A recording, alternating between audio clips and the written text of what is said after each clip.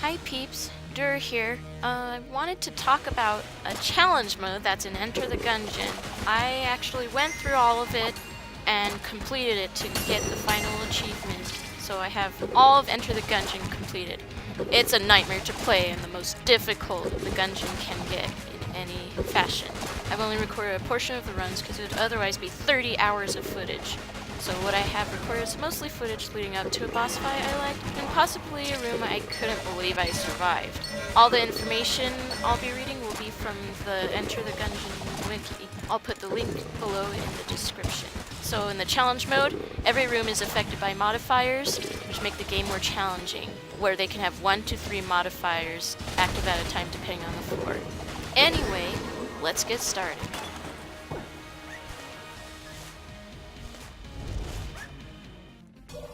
Blobulin Rancher. This modifier turns mist bullets into blobulins, which are red little slime things. At first, I had no idea where they were coming from or how they formed, so I died a lot from this one.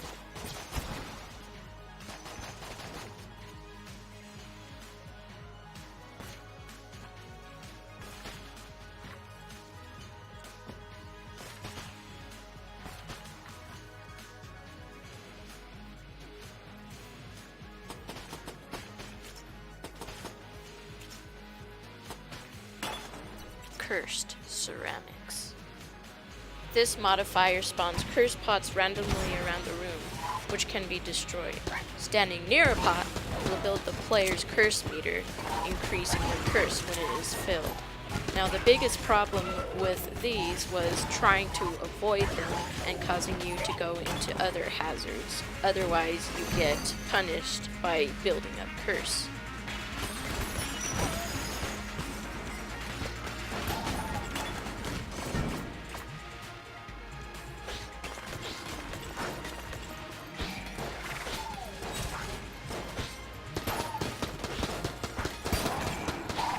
Dark was the night. This one darkens the room and adds a cone of light to the player's vision.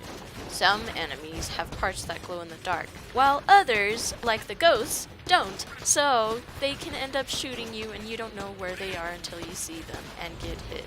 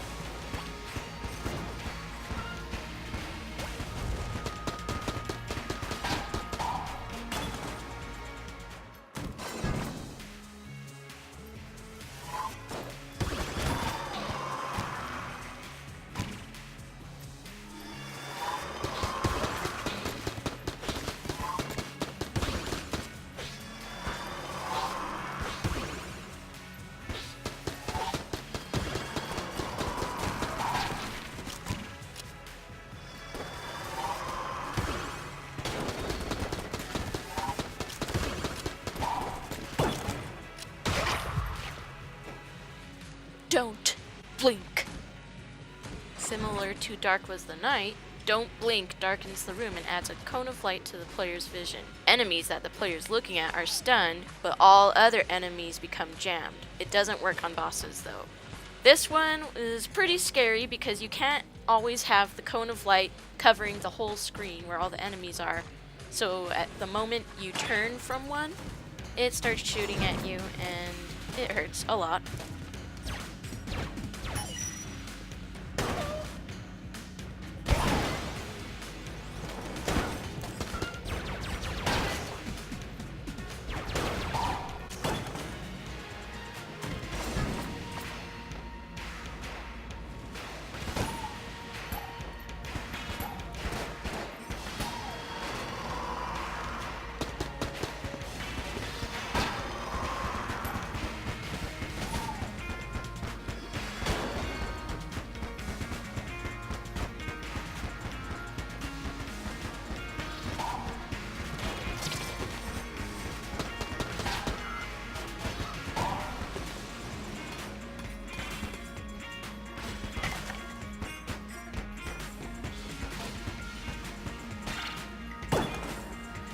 Explosive Pyres. Enemies explode upon death. Not much else to it. You want to try to stay as far away as you can from them though, because the explosive radius is pretty big. They kind of have a chain reaction when they're next to each other, so it's a good way to kill them if they're grouped up.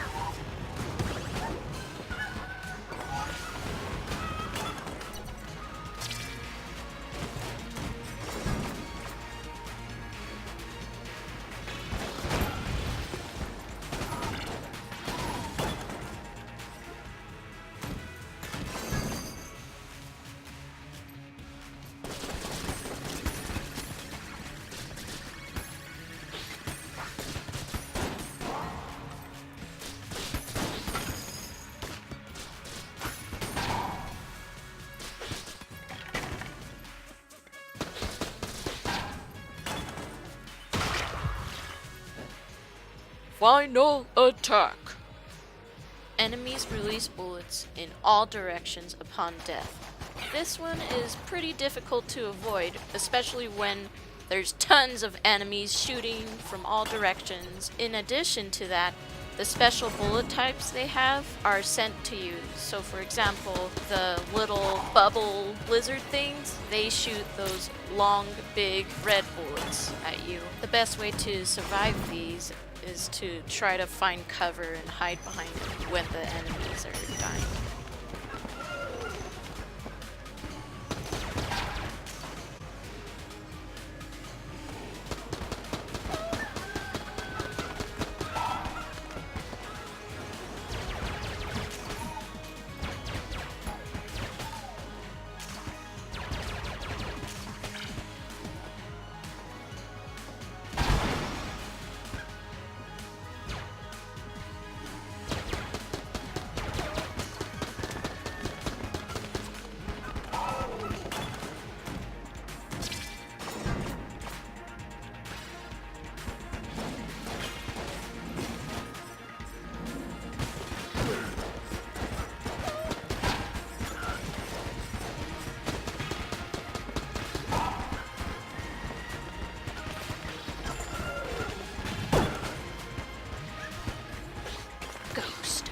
Shell.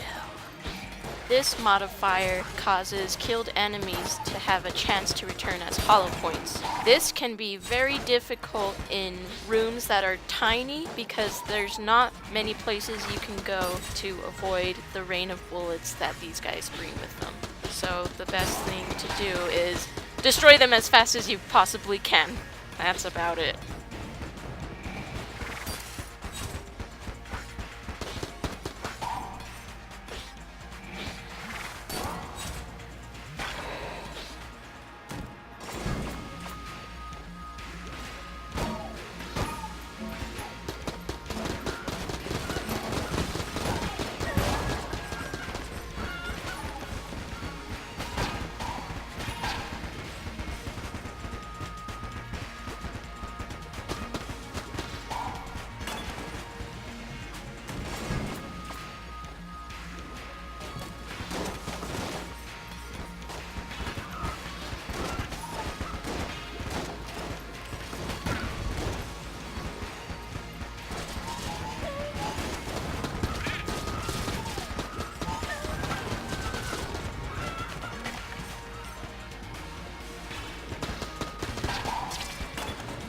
Gorgun's Gaze. Gorgun's Gaze is where the Gorgun's eyes will periodically appear in random locations and send out a petrifying wave which prevents the player from firing their weapon, just like in the Gorgun fight. The wave can be avoided by dodge rolling through it or looking away from it, which is what I prefer because when there's rooms full of enemies, you can accidentally roll into their bullet, so the best thing to do is look away as soon as it arrives to you.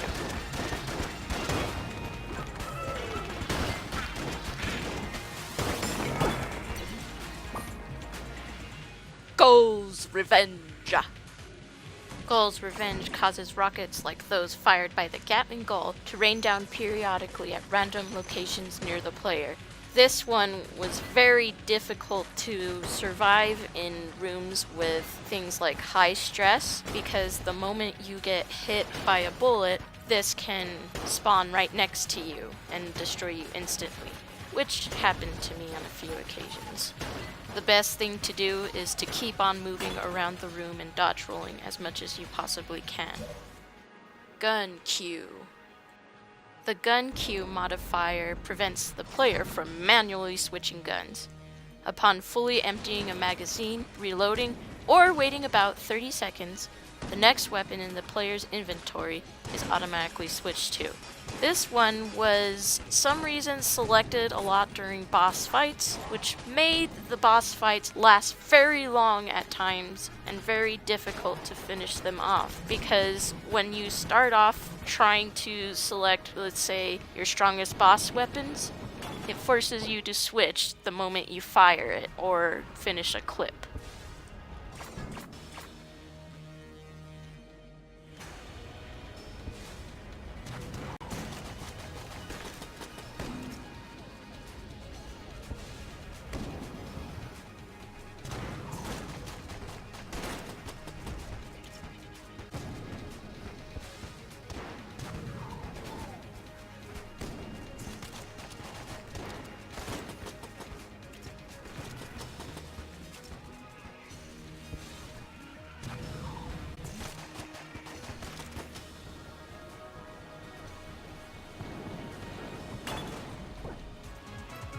Hammer time! A dead blow that follows the player appears in the room, which are the giant forge hammers. I think this one is where I got hurt the most, because as I was trying to avoid getting hit, I would end up rolling into bullets in addition to catching on fire. This was a pain, especially during the Gatling Gull fight. I tried to utilize it at one point to get him to walk into the fire so he would take fire damage. Other than that, I don't know any great ways to survive this one other than dodge rolling along.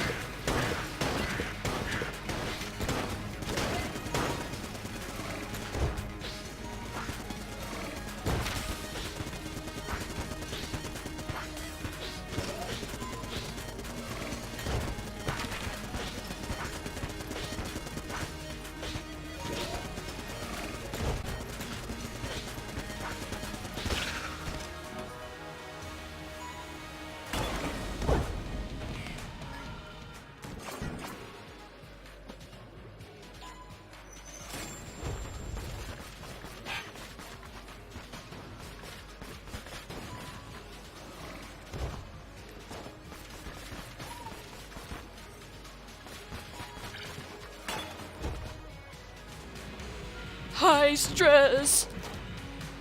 Taking damage sets the player to half a heart for the next 5 seconds. High stress and hammer time were probably the deadliest of the modifiers to have in any room. This is automatically included for the final dragon fight, along with modifiers that make the dragon harder and have more deadly attacks. The best way to survive this is make sure you have blanks, cover to hide behind, and good dodge rolling skills.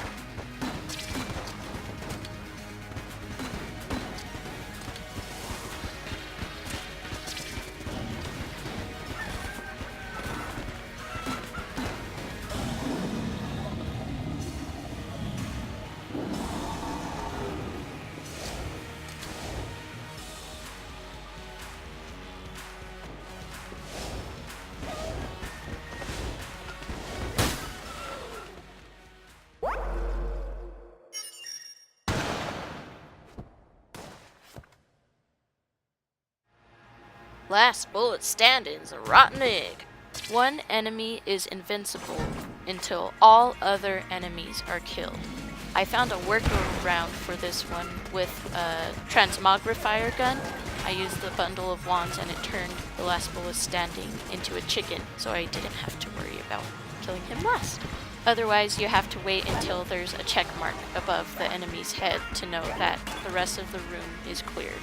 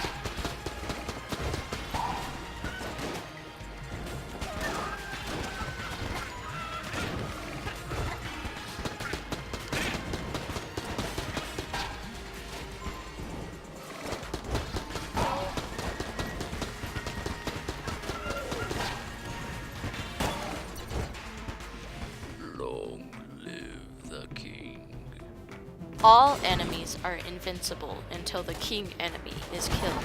This one is obviously similar to the last bullet standing, except opposite. It's a little more difficult because you'll have to get around all the other enemies in order to find the one with the crown to finish him off.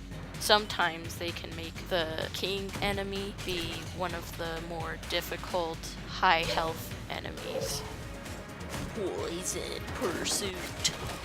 A trail of poison follows the player. With this one, the best thing to do is look for any sort of flying ability or hazmat suit, anything to cancel out poison so you no longer have to worry about this modifier in the room. Otherwise, you have to constantly be moving and dodge rolling so you don't get poisoned.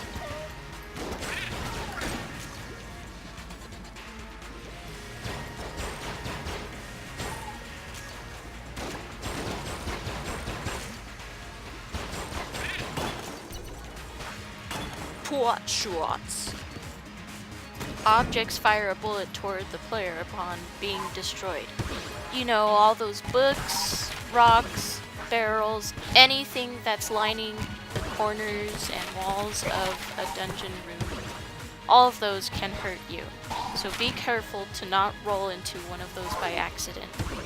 Be on the lookout for extra bullets coming from sources that you don't see directly on the screen, and be prepared to dodge those.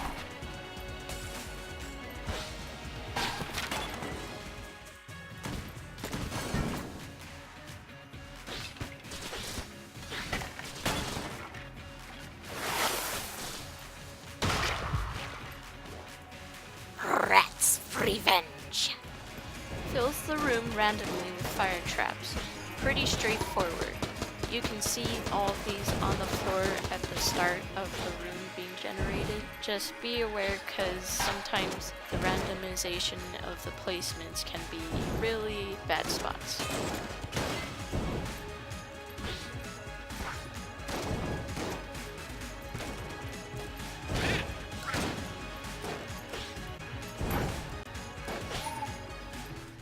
Shockwave.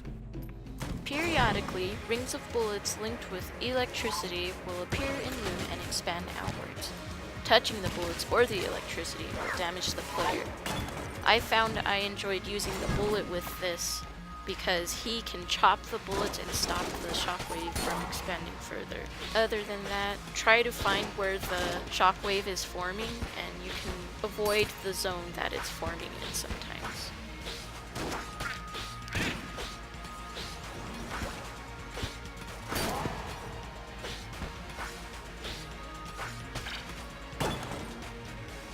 Unfriendly Fire. Any of the player's bullets that hit walls ricochet and then turn into enemy bullets, able to hurt the player. In co-op, bullets will also hurt the other player before they bounce. This one, just be careful when you're hitting the wall so that they don't bounce back and hit you.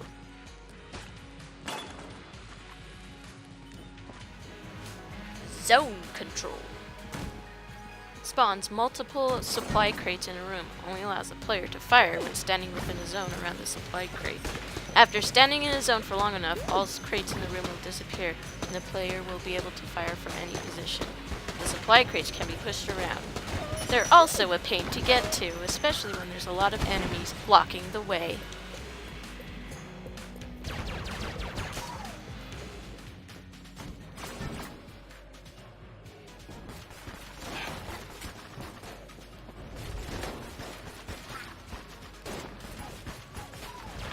There are two modifiers I didn't feature in this.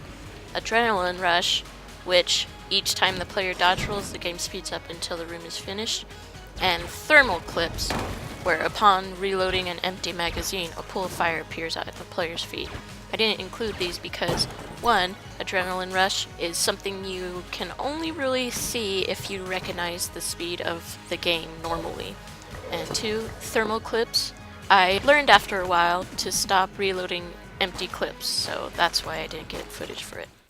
One other important thing of note I have to tell you guys about modifiers is how the game decides to make the 4th floor bosses, in addition to the dragon, much more difficult. So for the High Priest, the modifier is called Something Wicked, where candles in the boss room become enemies that burst into flames when defeated, and then these flames last until the High Priest is slain. For kill pillars, it's called Extremely Bad Chess, where large rectangular patches of poison on the floor periodically appear and fade throughout the fight in a chessboard pattern. For Wallmonger, it's called Night's Watch, where 2 invincible sniper shells are on top of the Wallmonger who periodically fire at the player. Those are near impossible to avoid. For Dragon, I think I mentioned and showed some of the footage of how much more difficult his attacks are. The modifier is called Dragon Rage and makes all the attacks much more difficult, where bullets travel faster, the fire bullets bounce off the wall, he fires more bouncing bullets in quicker succession, fires 2 rockets instead of 1, fires 9 homing skulls instead of 5, and then in phase 2, the circular safe zones are much smaller. So yeah. I didn't record much of the 4th floor boss fights because of how nasty they were, and they ended up becoming my death before I could even make it to the 5th floor. Alright, so those are all the modifiers. I want to show you the final dragon fight I had, which was the second half, unfortunately, because the other parts didn't record. But I want to warn you to turn your headphones down a little because I kind of freak out at the end. Had to pause again. Watch. Bet you anything I'll end up dying as soon as it starts up. Ready?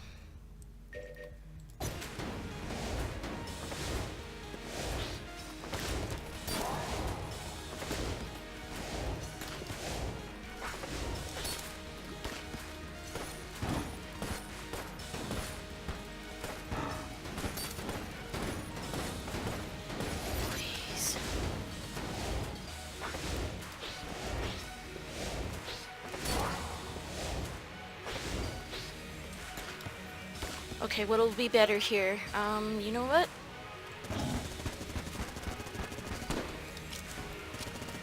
Alright, we're gonna use that.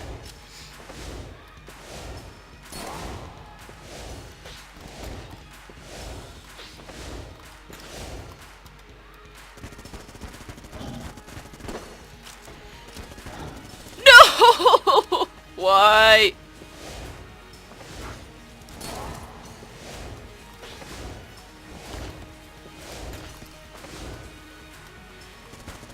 Oh my gosh! Oh my gosh! I did it! I did it! Yahoo! Oh my gosh! Look at that! I did it! Okay, sorry, that sounded really weird. I don't know how to celebrate because I've been doing this so freaking much. I've never cussed so much in my head before. Yeah, you might think, why did you cuss so loud? Well, it's because it's all going on in my head. It's pretty filthy.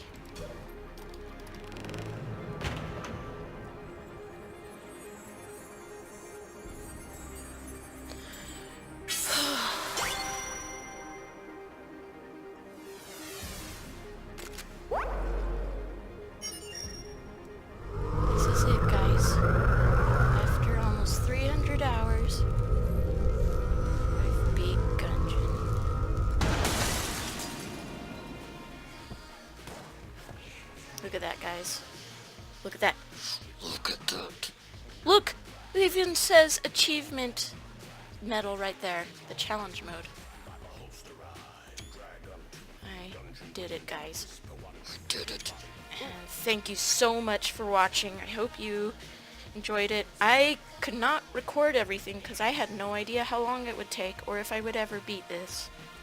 And I did after I don't know how many hours I spent trying to do this challenge. Okay, I'm rambling now. Alright, talk to you later. See ya.